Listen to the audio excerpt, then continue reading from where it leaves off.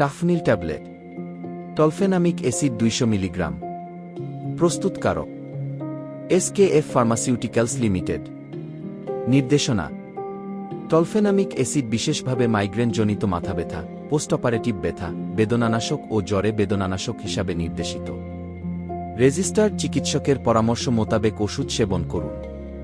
Pharmacology: tolfenamic acid M2-মিথাইল-3-ক্লোরফিনাইল anthranilic acid fenamate group এর সদস্য এবং এটি সাইকোঅক্সিজিনেজ এনজাইমের শক্তিশালী নিরোধক।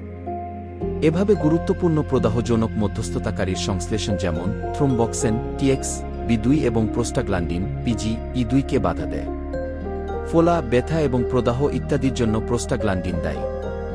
এটি প্রোস্টাগ্ল্যান্ডিনকে কেবল বাধা দেয় না, এটি প্রোস্টাগ্ল্যান্ডিন রিসেপ্টরকেও অ্যান্টাগোনাইজ করে। ফার্মাকোকাইনেটিক বৈশিষ্ট্য: শোষণ গ্যাস্ট্রোইন্টেস্টাইনাল ট্র্যাক্ট থেকে সরাসরি শোষিত হয়। সর্বোচ্চ রক্তরস ঘনত্ব অর্জন করতে সময় লাগে 60 থেকে 90 মিনিট। বায়োঅ্যাভেলেবিলিটি 85%। বিতরণ: প্রোটিন বাইন্ডিং 99%। প্লাজমা হাফলাইফ 2 ঘন্টা।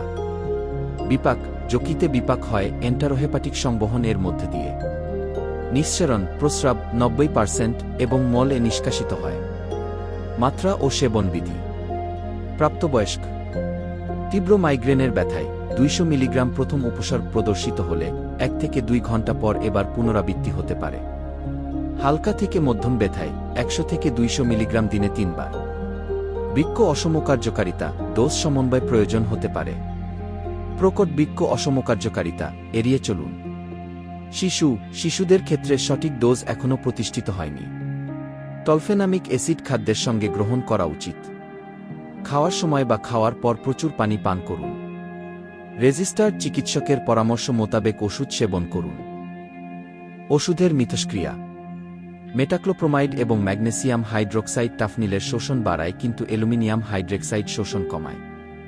অ্যান্টিকোয়াগুলেন্ট এবং অন্যান্য NSAID এর সঙ্গে টাফনিল ব্যবহারে রক্তপাতের ঝুঁকি বাড়ে। এটা লুপ ডাইউরেটিক্স, বিটা ব্লকার এবং AC ইনহিবিটরস এর উচ্চ রক্তচাপ রোধী ক্রিয়া কমায়।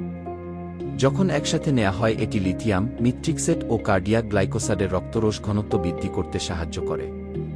এটি AC ইনহিবিটরস, সাইক্লোস্পোরিন, টেক্রোলিমাস অথবা ডাইউরেটিক্স সহযোগে খেলে নেফ্রোটক্সিসিটি ঘটাতে পারে। প্রতিনির্দেশনা: পাকস্থলীর ক্ষত বা অন্ত্রে রক্তপাতজনিত সমস্যা থাকলে, গুরুতর হৃদযন্ত্র, বৃক্ক বা যকৃত বৈকল্যের ক্ষেত্রে। পার্শ্ব প্রতিক্রিয়া: বিশেষ করে পুরুষদের ডিসিউরিয়া, এছাড়া ডায়রিয়া, বমি ভাব, এপিগ্যাস্ট্রিক ব্যথা, বমি, ক্ষুধামন্দা, ইরিদমিয়া, মাথা ব্যথা, কাঁপুনি, শিহরণ, ক্লান্তি, শ্বাসপ্রণালীতে অনুপ্রবেশ ও মূত্রে রজের উপস্থিতি।